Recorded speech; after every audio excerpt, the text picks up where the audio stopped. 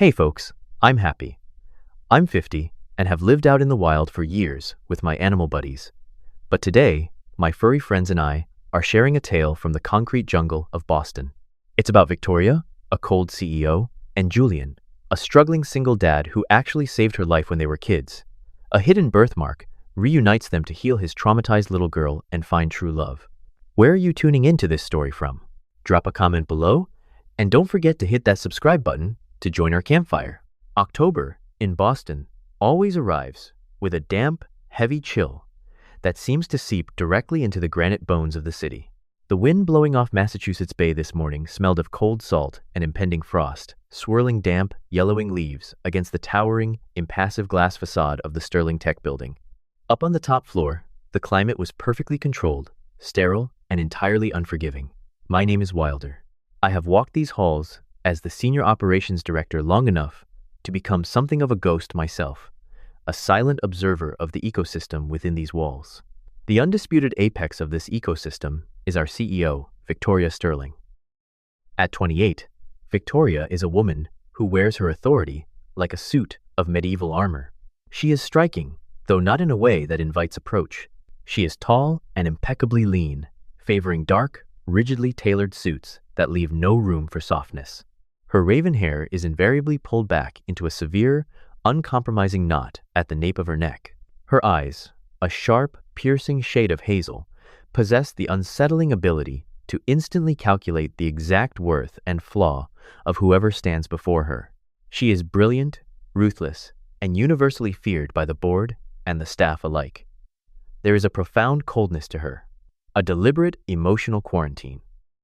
But I have known her family for decades, and I know that this ice is not born of corporate greed.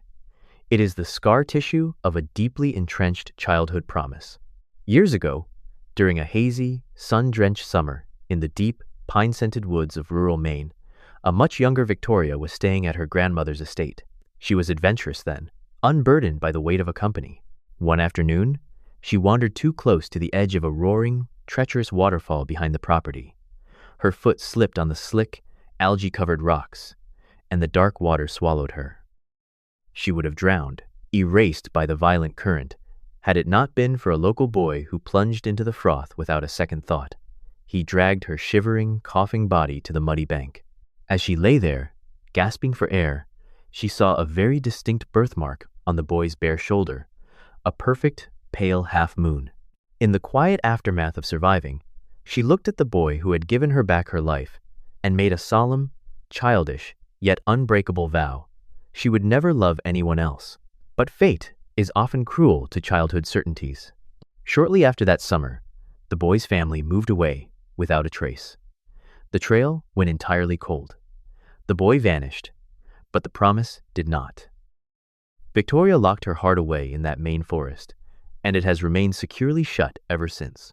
Descending from the hushed, mahogany-lined executive suites to the relentless hum of the third-floor IT and data analytics department, the atmosphere shifts from commanding to oppressed. It is down here that I observe Julian Hayes.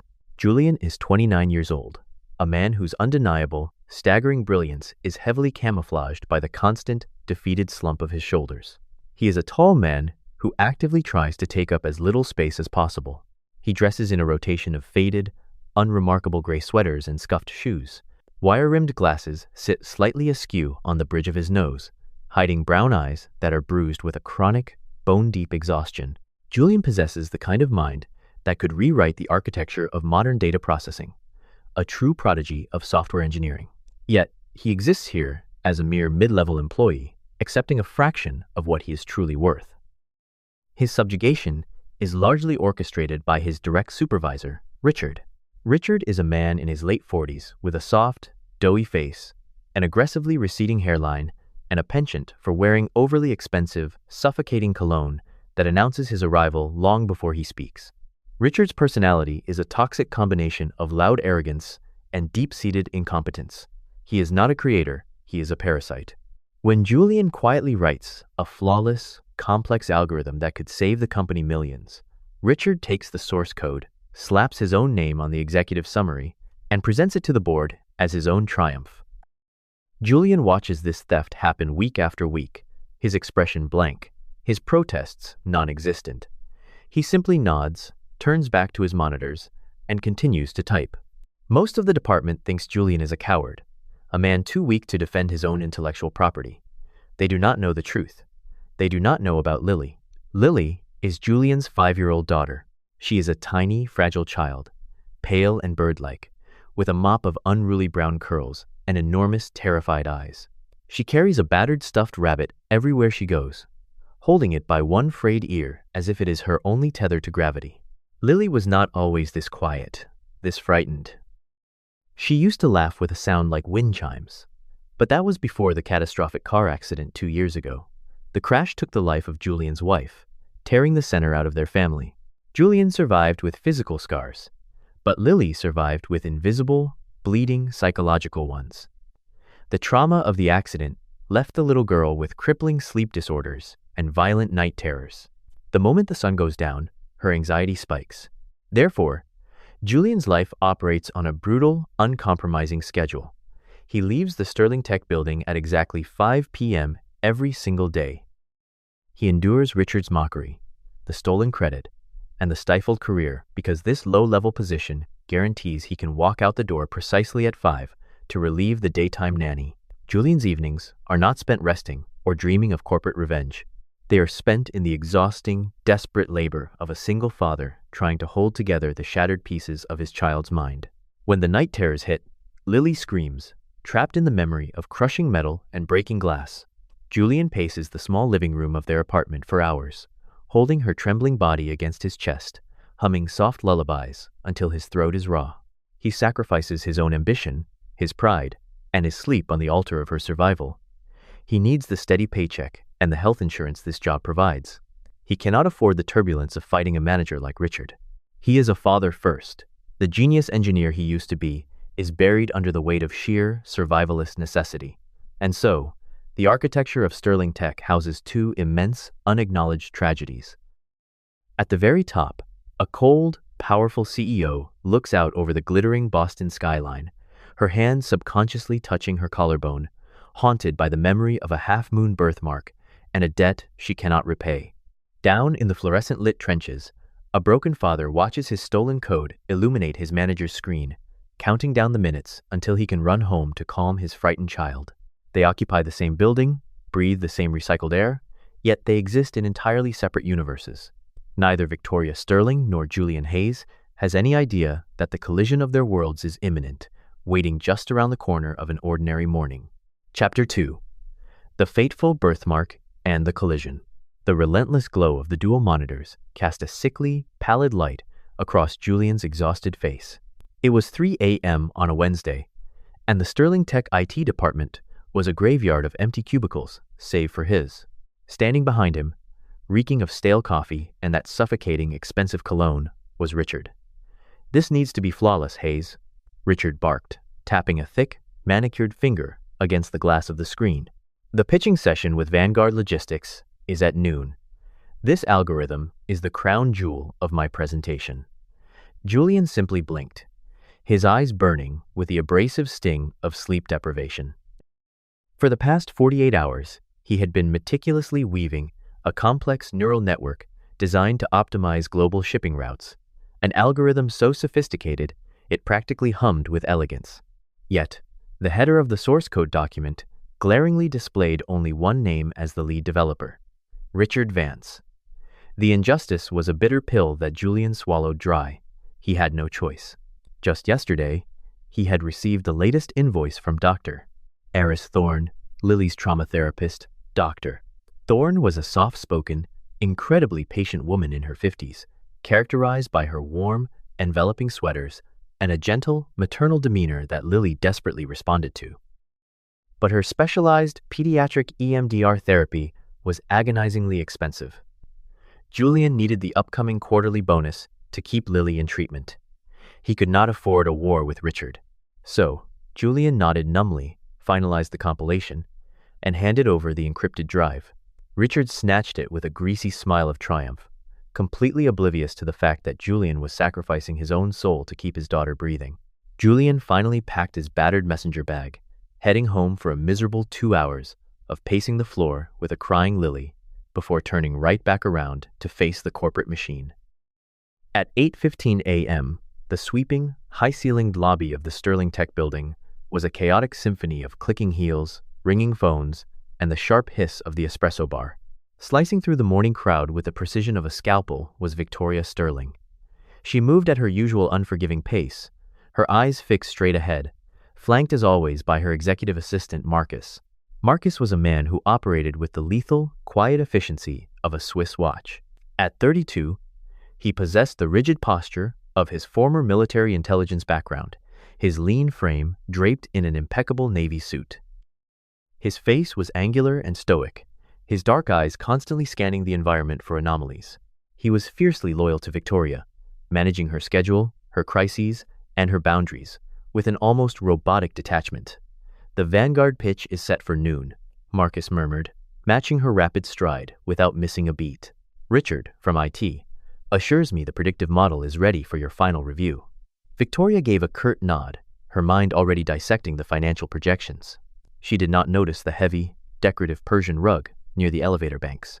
More specifically, she did not notice that the overnight cleaning crew had improperly polished the marble beneath its fringed edge, leaving a treacherous, invisible slickness.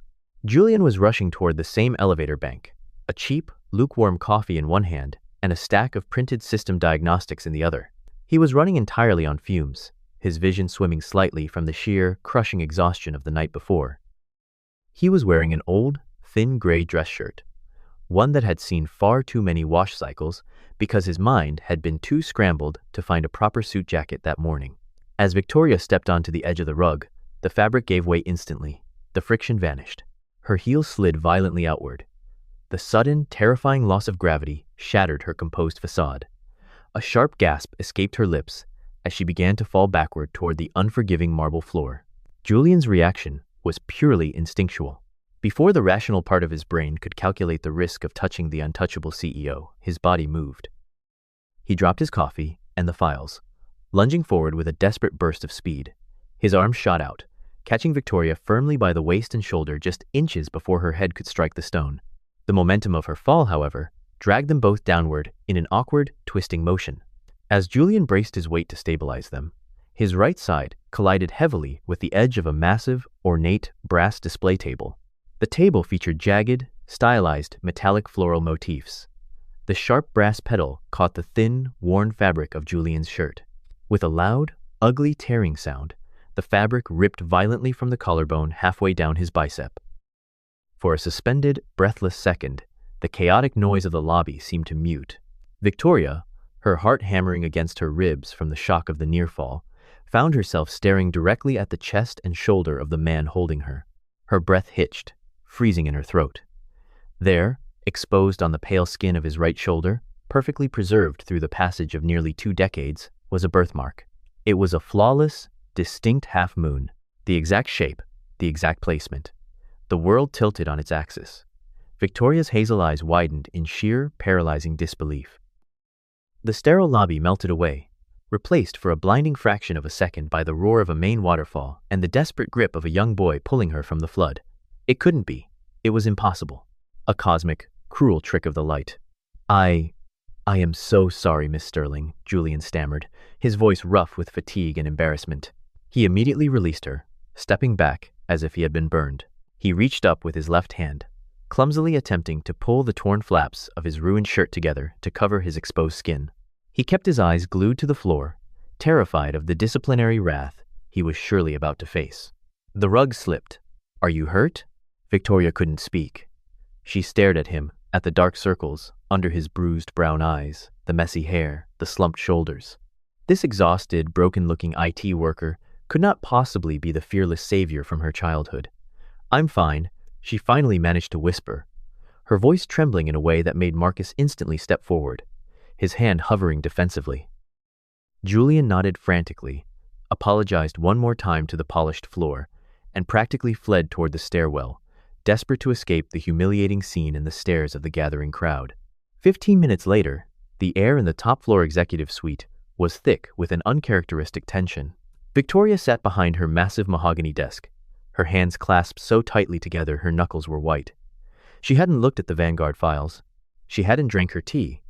The image of the half-moon was burned into her retinas, screaming at the locked vault of her heart. Marcus stood quietly by the door, waiting for an explanation for her erratic silence. Victoria finally looked up, her piercing eyes masking the violent storm of hope and terror raging inside her.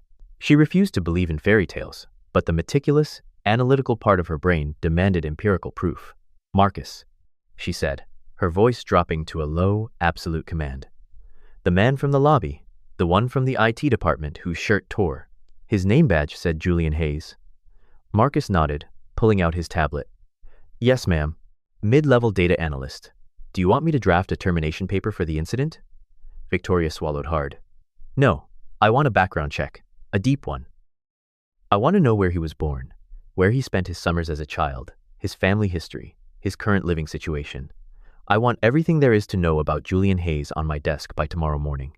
Do this quietly." Marcus paused for a microscopic second, recognizing the gravity of a request she had never made before, then nodded. "Consider it done." Chapter 3. The Truth Revealed and Silent Shielding. The thick manila envelope landed on the pristine surface of Victoria's mahogany desk with a heavy, definitive thud.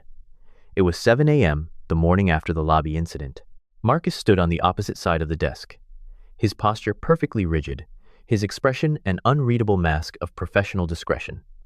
"Everything you asked for, Miss Sterling," Marcus stated quietly, his voice carrying the subtle weight of someone who knew exactly how devastating the contents of the file were.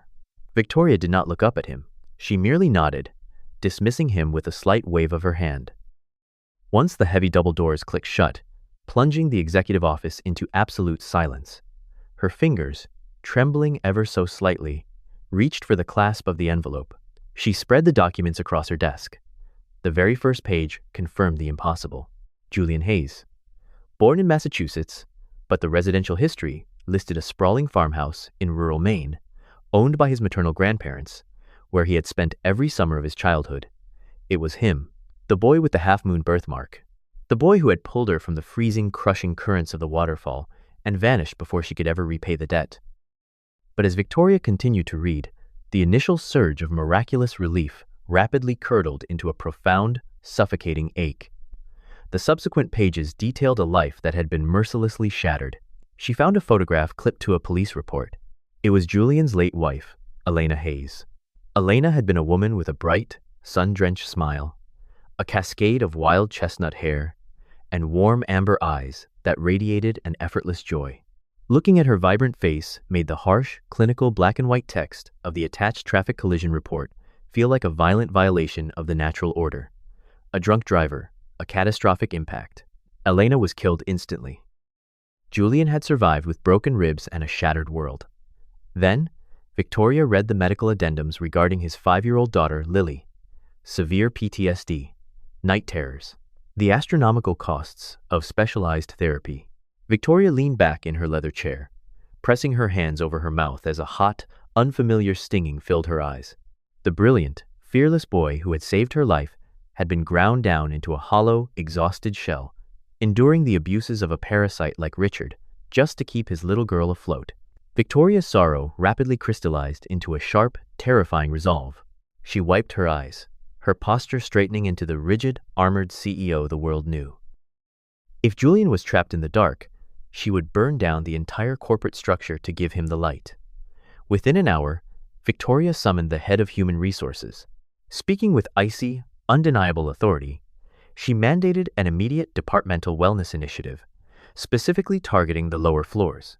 Without ever naming Julian, she instituted a mandatory flexible hours policy for single parents in the IT and data divisions, legally restricting managers from keeping them past 4:30 p.m. Furthermore, she quietly authorized a comprehensive internal audit of Richard's division, slowly siphoning away his administrative permissions and freezing his ability to approve or claim solitary credit for new software architecture. She was building an invisible fortress around Julian, brick by brick. At noon, the glass-walled boardroom on the top floor was suffocatingly tense. Vanguard Logistics had arrived for the pitching session. Their delegation was led by Arthur Pendleton, a formidable man of 65 who possessed the weathered, sharply lined face of a veteran sailor and a mane of thick, intimidating silver hair. Arthur leaned heavily on a polished mahogany cane, not out of frailty, but using it as a weapon to punctuate his demands by striking the floorboards. He was notoriously impatient, a man who despised corporate jargon and demanded raw, functional competence. Standing at the head of the table, sweating profusely through his expensive cologne, was Richard. He was presenting the global shipping neural network, Julian's masterpiece. For the first 20 minutes, Richard basked in the glow of the flawless data visualizations, smoothly reciting the executive summary. Arthur Pendleton leaned forward, his eyes narrowing. "Very pretty slides, Mr. Vance," Arthur growled, tapping his cane once. "But logistics isn't a slide deck. Run a live stress test. Input a Category 4 hurricane shutting down the port of Miami, and let me see how your algorithm reroutes the Atlantic fleet in real time." Richard's smug smile faltered. He turned to the terminal, his thick fingers fumbling over the keyboard. Julian had warned him about the recursive loop triggered by sudden, massive data bottlenecks, but Richard hadn't bothered to read the technical notes. Richard initiated the simulation. The massive screen flickered. A violent cascade of red error codes flooded the display. The system froze entirely, trapped in a fatal memory leak. The silence in the boardroom was deafening. Richard stammered, his face turning a mottled crimson as he frantically clicked the mouse, completely incapable of diagnosing the complex neural pathways Julian had built. Arthur Pendleton scoffed, a sound of pure disgust, and began to reach for his briefcase. "Mr. Vance," Victoria's voice sliced through the room like a silver blade. She remained seated at the head of the table, perfectly composed, her hazel eyes locked onto Richard with lethal intent. "Your presentation is bleeding data. Stop embarrassing this company, and call the actual architect of this program. Bring Julian Hayes up here, now."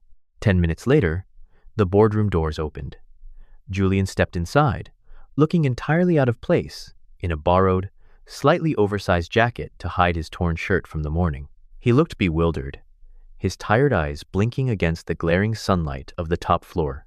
Victoria's heart gave a painful thud, but she maintained her mask of supreme authority. "Mr. Hayes," she said smoothly, "Mr. Pendleton requires a live stress test, and the system has encountered a recursive loop. Please resolve it." Julian didn't ask questions. He walked past a hyperventilating Richard, stepping up to the terminal. The moment his fingers touched the keyboard, the exhausted, slumped man vanished, replaced by an absolute maestro of code. His hands flew in a blur. Within 3 minutes, the red screens vanished, replaced by a smooth, elegantly recalculating global map that seamlessly bypassed the simulated hurricane. He turned to Arthur Pendleton, explaining the logic gates and the dynamic rerouting parameters in clear, brilliant, and unpretentious terms. Arthur stared at the young man, his stern face breaking into a wide, genuinely impressed smile. "Now that," Arthur said, tapping his cane approvingly, "is the kind of mind I want handling my cargo. Brilliant work, son." Victoria stood up, the authority radiating from her in waves. She looked directly at Julian, allowing just a fraction of warmth to reach her eyes. "I completely agree, Mr. Pendleton." Which is why, effective immediately, Julian Hayes is no longer a mid-level analyst. He is the new special project lead for the Vanguard account. Richard let out a strangled gasp of protest, but Victoria silenced him with a single, freezing glare. She turned back to the bewildered Julian. "As special project lead, Mr. Hayes, you report directly to me. And given the sensitive nature of this algorithm, you are granted full remote work privileges. You may work from home whenever you deem it necessary to ensure your personal obligations are fully met." Julian stood frozen, staring at the terrifying, beautiful CEO who had just single-handedly dismantled his corporate prison, entirely unaware that the ghost of a summer-long past was watching over him. Chapter 4. The Gathering Storm and a Mother's Shadow. The fragile peace that had finally settled over Julian's life was shattered with the cruelty of a sudden winter squall. The new remote work privilege, granted by Victoria, had initially felt like a lifeline, allowing Julian to code from the small kitchen table while keeping a watchful eye on his daughter. But mid-November brought a bitter, biting frost to Boston, and with it, a vicious respiratory virus that swept through Lily's kindergarten. What began as a faint, dry cough rapidly deteriorated into severe pneumonia. By Tuesday evening, Lily's small chest was heaving with agonizing, rattling gasps, her lips tinged with a terrifying shade of blue. Panic, blind and suffocating, seized Julian as he wrapped her burning, feverish body in a blanket and sprinted into the freezing night, rushing her to the emergency wing of Massachusetts General Hospital. The ensuing 48 hours were a blur of blinding fluorescent lights, the terrifying symphony of heart monitors, and the overwhelming smell of antiseptic. Julian remained anchored to the hard plastic chair beside Lily's bed, refusing to eat or sleep, his brilliant mind utterly paralyzed by the sight of his little girl hooked to a tangle of oxygen tubes and IV drips. The ward was overseen by Nurse Clara, a stout, maternal woman in her late 40s, wearing brightly colored pediatric scrubs. Clara possessed a face lined with years of quiet empathy and an unwavering, gentle firmness. She had seen countless terrified parents, but the hollow, shattered look in Julian's bloodshot eyes moved her deeply. She repeatedly tried to coax him to rest, offering him lukewarm cafeteria tea and sandwiches, but Julian merely shook his head, his hand gripping the cold metal rail of the hospital bed, as if holding it would keep his daughter tethered to the earth. It was during the darkest, most exhausting hour of the third day, while Julian was pacing the sterile, deserted hallway outside the pediatric intensive care unit, that the vultures descended.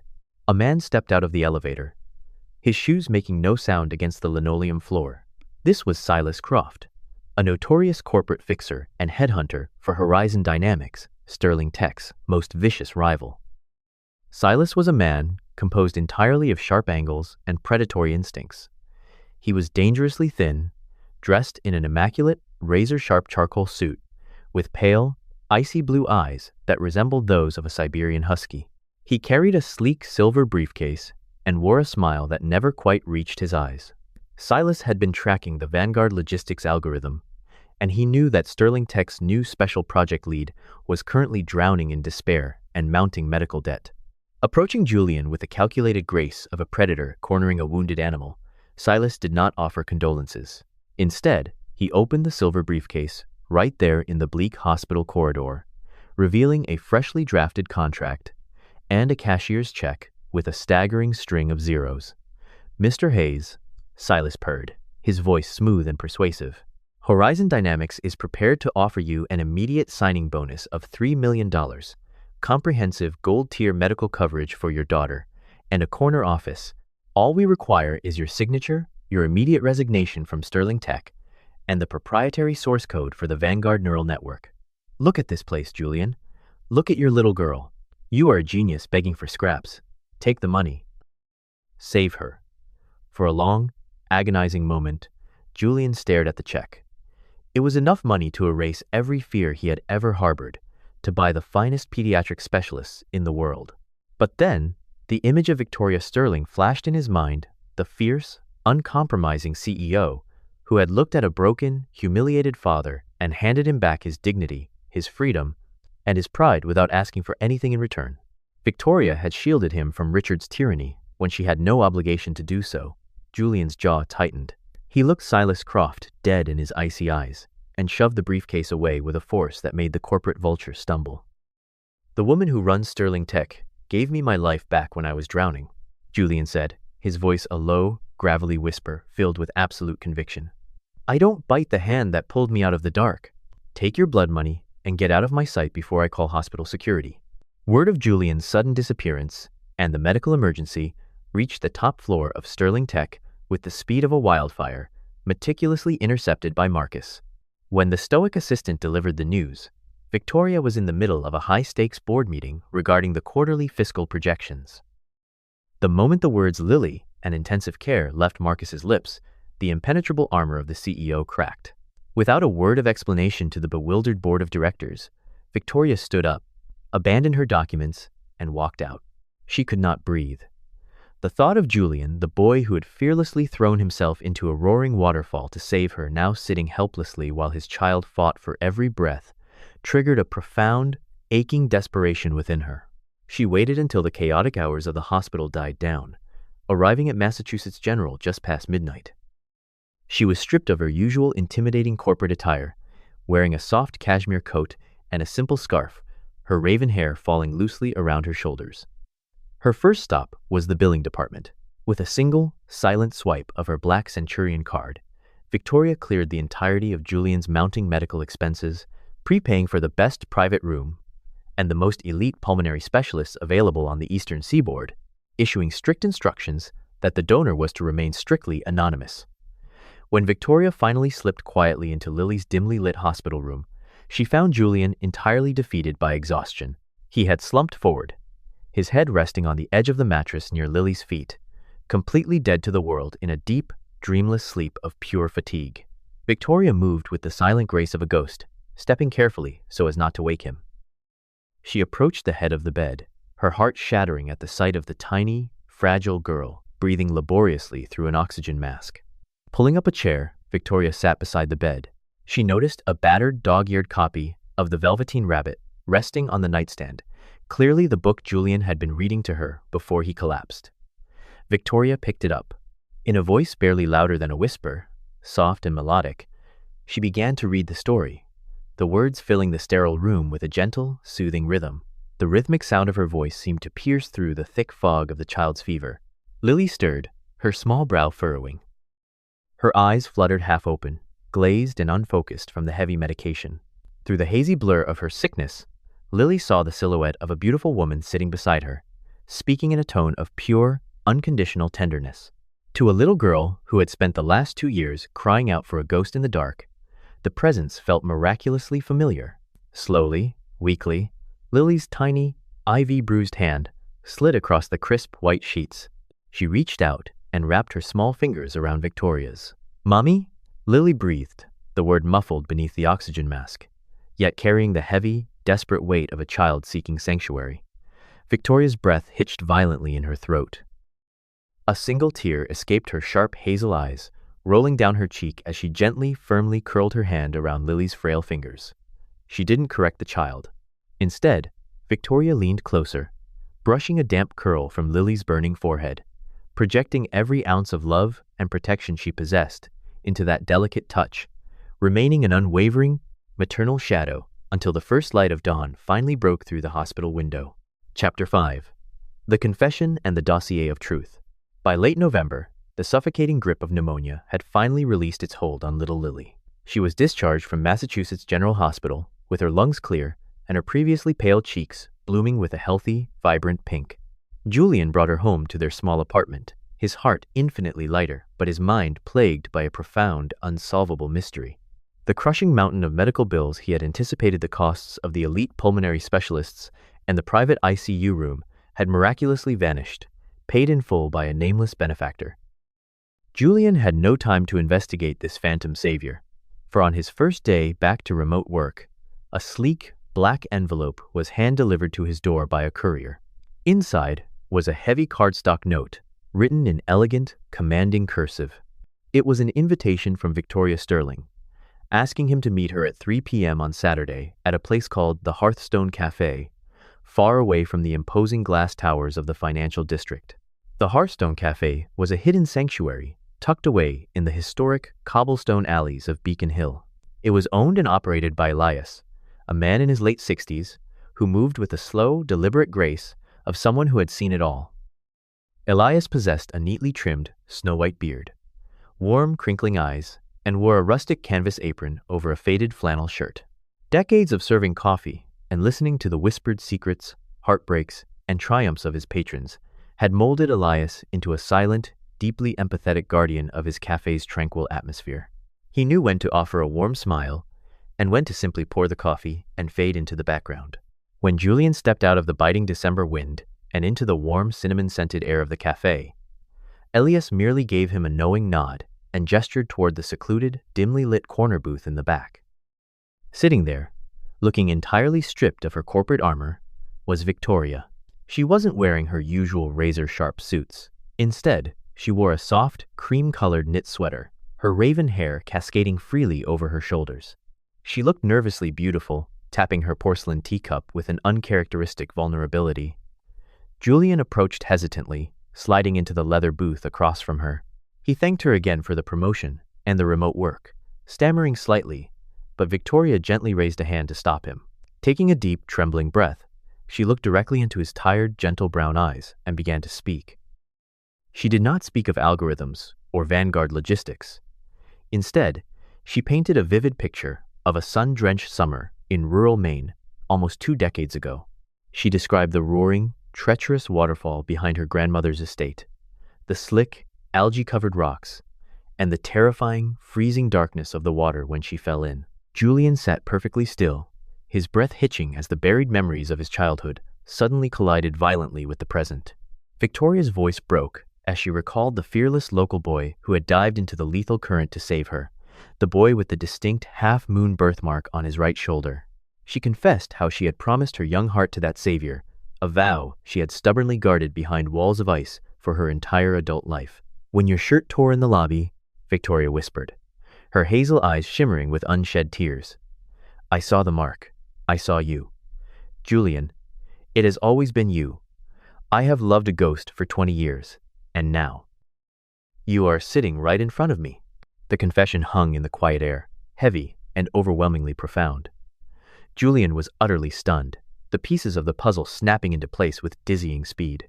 The CEO of Sterling Tech, the untouchable ice queen of Boston, was the little girl he had pulled from the river. But as the shock subsided, a dark, suffocating wave of insecurity washed over him. He looked down at his worn hands, feeling the crushing weight of his tragic reality. He was not a Prince Charming. He was a broken widower, a man drowning in grief, carrying the immense responsibility of a traumatized child. He had absolutely nothing to offer a woman of her stature, wealth, and brilliance.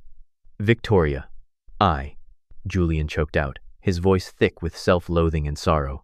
"I am so honored, but I am not that brave boy anymore. I'm empty. I'm a mess of a father who can barely keep his life together. You deserve someone whole, someone from your world. I can't give you anything but baggage. I'm sorry. I am so unworthy of this." Unable to bear the heartbreak in her eyes, Julian abruptly stood up, threw a $10 bill on the table for the tea, and fled the cafe, his chest tight with a cowardly, desperate need to escape. He burst out onto the freezing pavement, dragging freezing air into his lungs, but his path was immediately blocked. Standing tall and imposing beneath the glow of a street lamp was Marcus. The stoic assistant had been waiting outside in the idling town car, and for the first time since Julian had met him, Marcus's face betrayed raw, fierce emotion. "You are making a catastrophic mistake, Mr. Hayes," Marcus said coldly, stepping into Julian's path. Before Julian could protest, Marcus aggressively shoved a thick manila dossier into Julian's chest. "She ordered me not to show you this, but I refuse to watch her heart break for a man who is too blind to see what is right in front of him." "Open it." Julian's hands shook as he unclasped the envelope. The first things he pulled out were the hospital billing records from Mass General, stamped "paid in full," accompanied by the signature of a blind trust that Marcus had highlighted.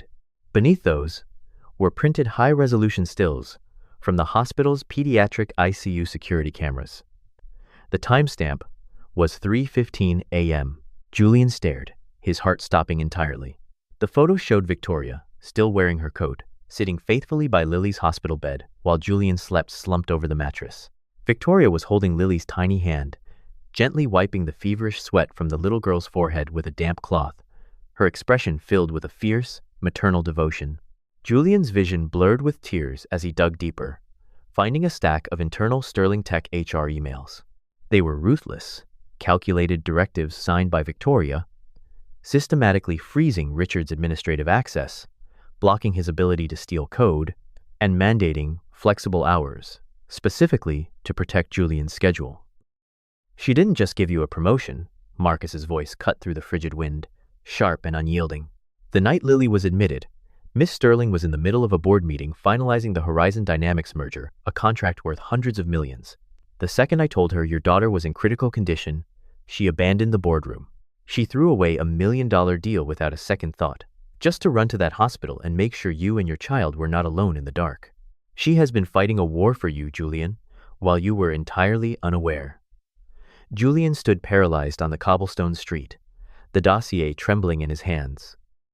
The myth of his unworthiness shattered into dust as he looked down at the image of the powerful CEO wiping his daughter's brow, realizing that Victoria had never asked him to be whole. She had simply been quietly, fiercely loving his broken pieces. Chapter 6. The Second Summer. "I am Wilder, and I have observed the intricate, often ruthless machinery of Sterling Tech for decades. I have seen ambition break men and greed poison brilliant minds. But the metamorphosis that occurred within our glass walls, that particular Monday morning, was something entirely unprecedented. Julian Hayes did not walk into the lobby as the slumped, defeated mid-level analyst the company had grown accustomed to ignoring. The Julian who stepped through the revolving doors possessed a newly forged spine of steel, his brown eyes burning with a resolute, unwavering clarity. The weekend had stripped away his paralyzing insecurities. Marcus's dossier had completely dismantled the fortress of guilt and unworthiness Julian had built around himself. He finally understood that Victoria Sterling was not a distant, untouchable monarch. She was the guardian angel who had descended into the darkest depths of his life to pull both him and his daughter back into the light. Julian bypassed the third-floor IT department entirely, marching directly toward the executive elevators. However, before the steel doors could close, he bore witness to a long overdue reckoning. Standing near the security desk, sweating profusely and clutching a meager cardboard box of personal belongings, was Richard. The parasitic manager had finally been excised from the corporate body. Overseeing his unceremonious departure was Beatrice Evans, the lead corporate auditor.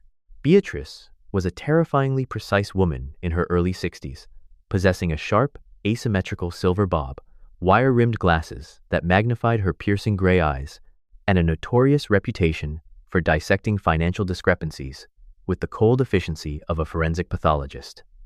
She suffered no fools and possessed a moral compass made of iron. Over the weekend, quietly acting on Victoria's directives, Beatrice had unearthed a sprawling web of Richard's deceit. He had not only been stealing his subordinates' intellectual property, but had also been systematically siphoning project funds into offshore accounts through phantom vendor invoices. As security guards escorted a pale, trembling Richard out into the freezing Boston morning, destined for a lengthy criminal embezzlement investigation, Beatrice simply adjusted her glasses and marked a harsh red check on her tablet. The reign of terror on the lower floors was permanently over. Julian rode the elevator to the top floor, his heart hammering a frantic rhythm against his ribs. When the door slid open, Marcus was waiting at his usual post. The stoic, fiercely protective assistant did not ask for an appointment. For the first time, the rigid lines of Marcus's face softened into a faint, genuine smile of approval, and he silently pushed open the heavy mahogany doors to the CEO's office. Victoria was standing by the floor-to-ceiling windows, her back to the room. She was clad in her armor again, a sharp, charcoal suit staring out at the gray skyline, her posture tight and defensive, clearly bracing herself for a lifetime of the rejection Julian had dealt her at the cafe. Julian did not hesitate. He crossed the expansive office in a few rapid strides, the sound of his footsteps causing her to turn. Before Victoria could mask the raw, lingering heartbreak in her hazel eyes, Julian closed the distance between them. He wrapped his arms around her, pulling her into a fierce, desperate, and profoundly absolute embrace. Victoria gasped, her rigid posture crumbling instantly as she buried her face against his shoulder, her hands gripping the fabric of his shirt as if he were the only solid thing in a collapsing universe. "I was a fool," Julian whispered into her dark hair, his voice thick with emotion. "I thought my broken pieces would cut you. I didn't realize you were the one holding us together all this time. You saved my daughter, Victoria. You saved me. Yes. My answer is yes. To everything. To us." In the quiet sanctuary of the executive suite, the walls they had both hidden behind for years shattered into dust, leaving only the profound, undeniable truth of their shared survival. The subsequent months brought a season of spectacular triumph and healing, both within the corporate ledgers and the walls of their newly intertwined lives. By the time the Boston snow melted into a vibrant, blooming spring, Julian's neural network algorithm for Vanguard Logistics was officially launched. It was a technological masterpiece that flawlessly predicted and navigated global supply chain disruptions, rendering all competing software obsolete. Horizon Dynamics scrambled and failed to replicate it. The success propelled Sterling Tech to the undisputed #1 position in the international logistics technology sector. Julian Hayes was universally recognized by the industry as a visionary architect, finally stepping into the brilliant light he had always deserved. Yet, for Julian and Victoria, the soaring stock prices paled in comparison to the miraculous recovery of a 5-year-old girl. By the time the deep, sultry heat of July settled over the East Coast, the ghosts that had haunted Lily's mind were gone. The intensive therapy, combined with the unwavering, fiercely protective love of the woman she had once seen through a fever dream, had worked a profound magic. The story culminated far away from the glass towers of Boston, in the deep, pine-scented woods of rural Maine. They had returned to the sprawling, sun-dappled estate of Victoria's grandmother. It was a picturesque summer afternoon, the air thick with the smell of wildflowers and the distant, rhythmic roar of the very waterfall that had bound their fates together 2 decades ago. A woven picnic blanket was spread across the lush green lawn. Julian and Victoria sat close together, her head resting comfortably on his shoulder, both of them completely unburdened by suits or corporate titles. Racing across the grass with a butterfly net was Lily. She was accompanied by the family's newest addition, Barnaby, a 6-month-old golden retriever puppy. Barnaby was a clumsy, perpetually happy creature with oversized paws, floppy ears, and a coat the color of spun sunshine, entirely devoted to following Lily wherever she went. Lily's laughter rang out through the trees, a bright, chiming sound completely devoid of fear. She tripped over Barnaby's paws, tumbling into the soft grass, and sat up with a gigantic, missing-tooth smile. "Look, Mommy Vic," Lily shouted joyfully, holding up a small, harmless garter snake she had found near the garden beds. "Barnaby found a snake!" Victoria's breath hitched, a warm, radiant tear slipping down her cheek, not of sorrow, but of an overwhelming, overflowing joy. She looked at Julian, the boy with the half-moon birthmark who had given her back her life, and squeezed his hand. Julian smiled, leaning down to press a soft kiss against her temple, as they watched their daughter run freely under the golden summer sun. The tragic chapters of their past were finally closed, seamlessly giving way to the brilliant, unwritten pages of a perfectly whole, undeniably happy family. The most beautiful lesson from Victoria and Julian is that true strength is not about building walls around our hearts or achieving great corporate power. It is about the quiet sacrifices we make for the people we love and the courage to let someone see our broken pieces. In our daily lives, we often put on a brave face to hide our exhaustion and struggles, just like Julian did.